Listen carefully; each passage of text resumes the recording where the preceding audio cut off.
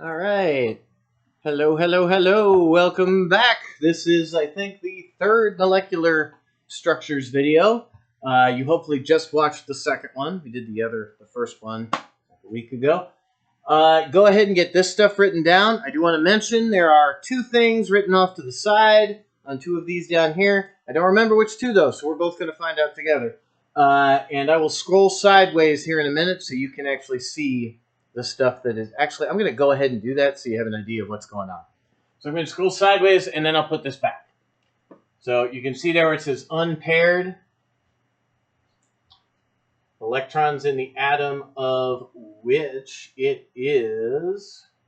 Okay, and then more bonds, more central, triangle, squares, those are all rings. So these two.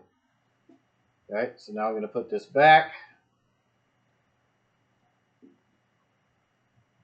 So A and B here are the two that have extra stuff up on the side. All right, so yeah, pause this, write this down. All right, I'm going to assume that you have done that. And I'm going to scroll back over so you can, I have to do it up here. So you can add the stuff that was missing. Don't know what I just did. I'm going to undo it though.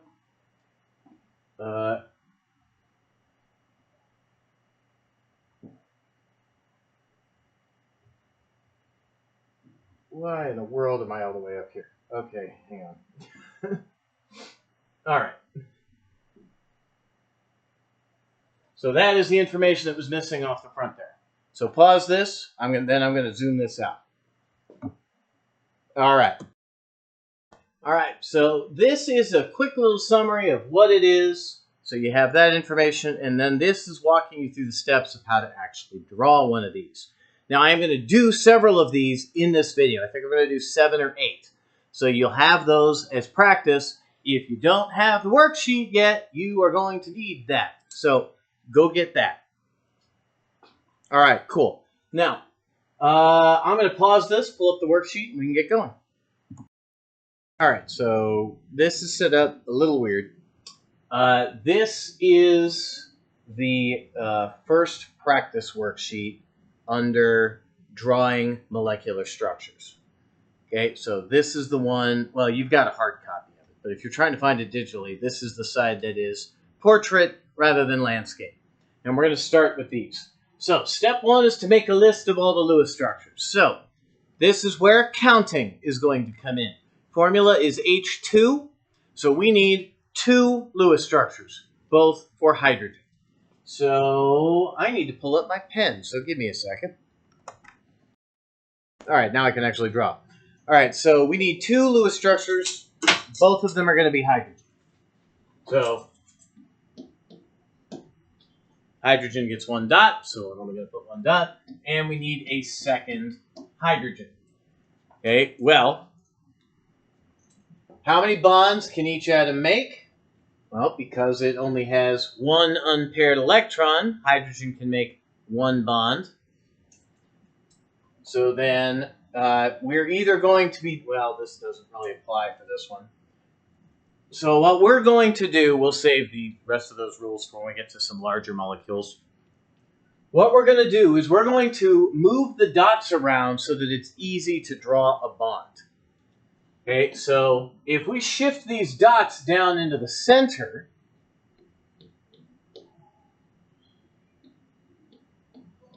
then we can draw the bond here in the middle. Okay, you should not have a bond across the top if it can be in the middle.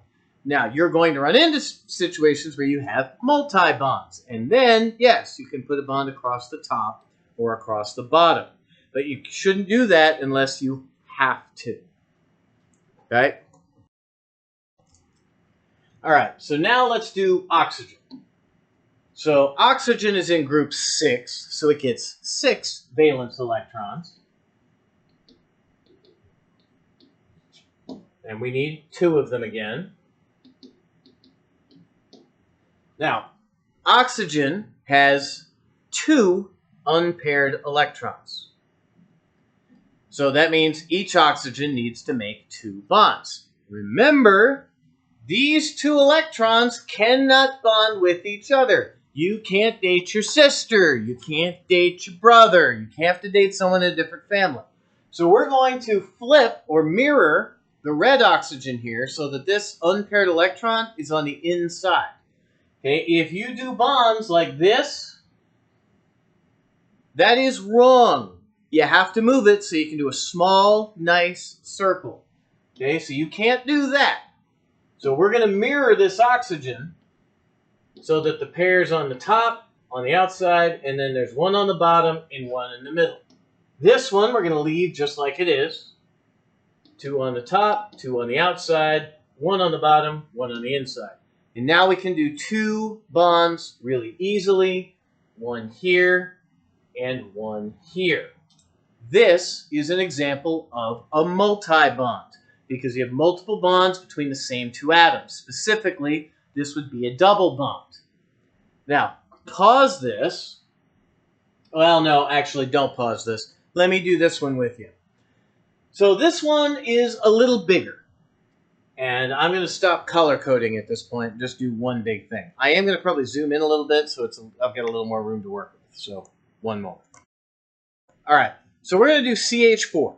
Now, CH4 is 5 atoms. So we need 5 dot diagrams. 1 for the carbon and 4 for hydrogen. That's only 3. There we go. That's 4. 4 for hydrogen. So we're going to do the carbon first. Put that here. And then I'll do the hydrogens a different color. We need 1, 2, 3, 4. Now, how many bonds can hydrogen make? Well, they have 1 unpaired electron, so they can make 1 bond. How many bonds can carbon make? Well, carbon has 4 unpaired electrons, so it can make 4 bonds. So now we're going to come over here and look at this. Okay, we need to, for step 3, choose between one of these. We're either going to do what's called a branching structure, or we're going to do a ring. A branching structure is going to have a central molecule with branches coming off of it. A ring is going to be some variation on a circle. Now, by circle here, we really mean a polygon. It could be a triangle, it could be a square, it could be a pentagon, it could be a dodecagon. That's something with 12 sides, if you didn't know. Okay, it just depends on how many things there are in the circle.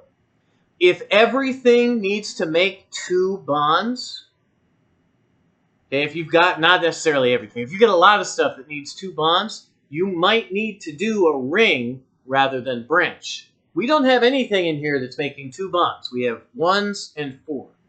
So we're going to put the carbon, because it definitely makes more bonds. This is going to be the center for our branching structure. So we're going to put the carbon over here in the middle. Now, how many bonds can the carbon make? Well, it can make 4. How many hydrogens do we have? Well, we got 4. So we're going to put a hydrogen on each side. I'm going to put the dots first because I don't want to run out of room. And then I can circle my 4 bond pairs that have to form here. And so that is going to be the answer for CH4. Now, pause the video and look at N2O. Okay, remember, it's either going to be some kind of a ring or it's going to be some kind of branching structure. Okay?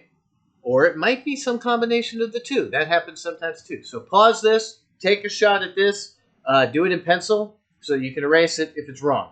And I will do it in a moment. All right, moments passed. I'm going to assume you've paused it. You have an answer.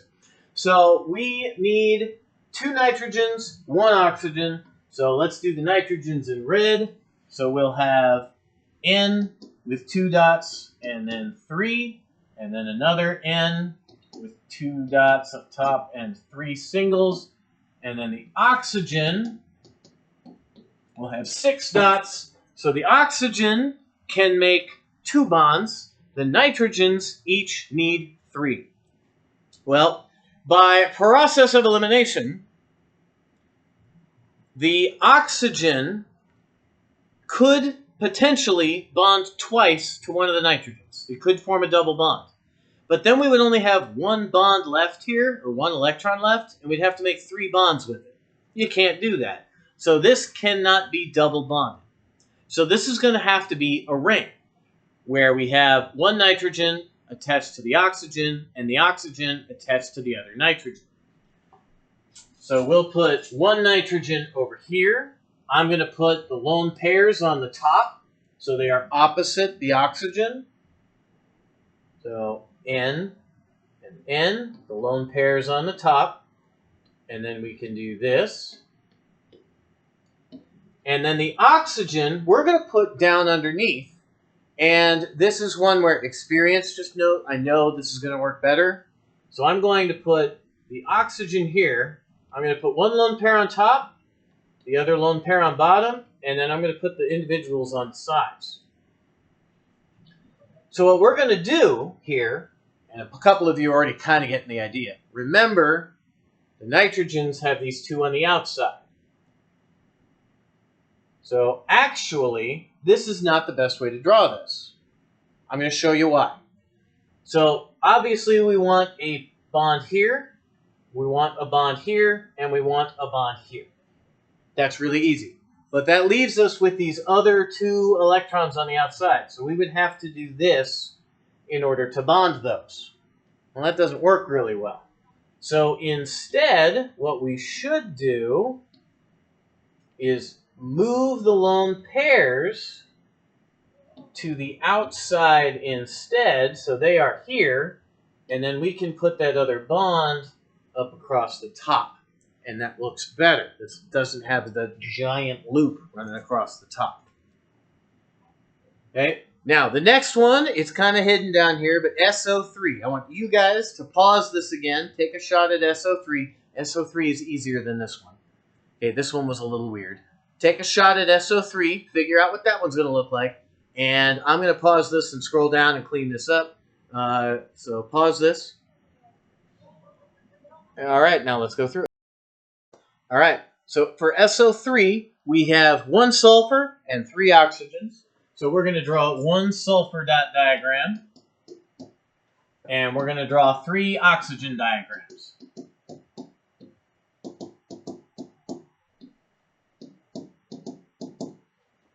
Okay, all four of these only need two bonds. What was the tip I gave you for two bonds? When you have a bunch of stuff that needs to make two bonds, instead of trying to do a branching structure, you want to do a ring. Okay, so what kind of ring can you make with four corners? Well, we call that a square or a rectangle. So we're going to arrange these. It doesn't matter where the sulfur goes. It's not going to change the structure at all. So we're going to arrange these in a square. So sulfur here, one oxygen here, one oxygen here, and one oxygen here. And we're going to put our unpaired electrons so that they're close to touching, and we're going to put our lone pairs on the outside.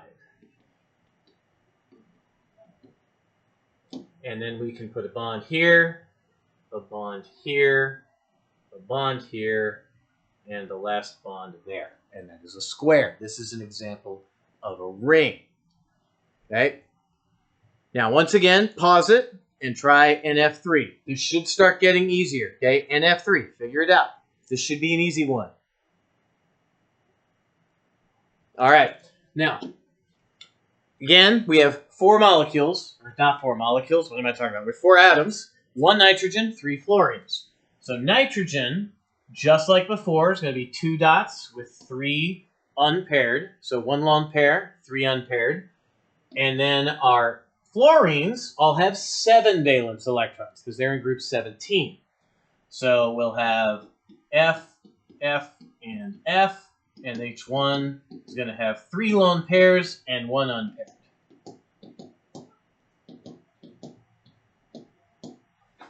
So that means each fluorine has 1 unpaired electron, and the nitrogen has 3 unpaired electrons. So, do we want a ring, or do we want something branching?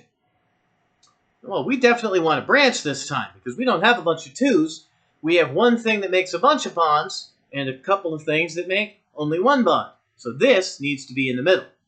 So we're going to put the N in the center here. And then we're going to put the fluorines on the sides with the empty dots, just like we did with CH4 a little while ago. So we're going to put a fluorine over here, a fluorine on the bottom, and the last fluorine over here. And then our bonds would go here, here, and there. Again, fairly simple. Now I want you to try a harder one. HNO3 is a little more challenging. I think it might be the last one on this column. When I pause this and scroll down, we'll see. But take a shot at HNO3. This one might take a little more time, but try and figure it out. All right, so here's our dot diagrams. I'm going to tell you there are at least 2 correct answers for this one, and I'm going to have to zoom in order to be able to do this right. But yeah, there are 2 correct answers for this. So I'm going to pause this, move stuff around, and then I'm going to put one of them up, and we're going to see who got that one, and then we're going to see about another one. So I'll be right back. All right, so I've moved things around a bit. We're going to start with what I think is kind of the more obvious one, but we'll see. Maybe you disagreed. We have 3 oxygens and 1 nitrogen that can make 3 bonds. So if we bond each oxygen to the nitrogen 1 time, then we want to put the nitrogen kind of in the middle. So I'm going to put, man, how do I want to do this? I'm going to put the nitrogen here with the 2 dots on top, and then we'll do this. And by the way, trial and erroring some of these is what you're going to have to do. You're going to have to put it together, go, oh man, that's not going to look good, erase stuff, and go back and fix it. So you should definitely be doing this in pencil if you haven't figured that out yet. We're going to put an oxygen on each side of this. So we're going to put an oxygen over here, an oxygen on the bottom, and an oxygen over here. Okay, so we need an unpaired there, we need an unpaired there, and we need an unpaired there. So that's going to have the nitrogen making 3 bonds, and the oxygens each making 1. Well, each oxygen still needs 1 more bond. Well, what if we said that the second unpaired electrons are on this side? That last one is not a good spot. Let's do that. Then we could put a bond here, and now our oxygens here, they're all satisfied. They've got the bonds they want. So we can put lone pair on this side, lone pair on the top, lone pair on the bottom, lone pair on that side. Well, this oxygen still needs another bond, but there's a hydrogen over here that we can stick in there to do that. So if we put the other unpaired on top, you could put it on the side, on the bottom. It won't make a difference. Just top makes more sense for the way I'm put together, the space I have. Then we could put that hydrogen up here, put our bond right there, and that is one of our structures. Okay, and this hydrogen could be down here with the lone pairs up there, and that would be the same thing. That would still be the same structure. Okay, now, how about the other one? Well, pause this. If this is the one you had, pause this, and let's see if you can't figure out what the other option is. Did we figure it out? Okay, because here it is. We can make a square by moving our oxygen over. So if we put the nitrogen, say, here instead, with our lone pair there, and then we do this, we can put our oxygens here, here, and here, with our lone pairs on the outside, just like when we did our squares a little bit ago. And then our bonds would make a square.